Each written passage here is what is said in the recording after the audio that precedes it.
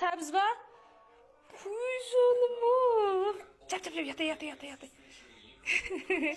Səbz deyip жылап жүр мына қыз. О, тоба. Ата келет. О, Алла. Жұрттар алма банан десе біздікі сәбіз. Жаным. Қазір әкелет. Ата келді. О, ата сәбіз әкелді. Ата келді жүр. Ашып берейін бе, есті жүр. Әкелді, сәбіз әкелді атасы. Ойбай, атасы сәбіз әкелді.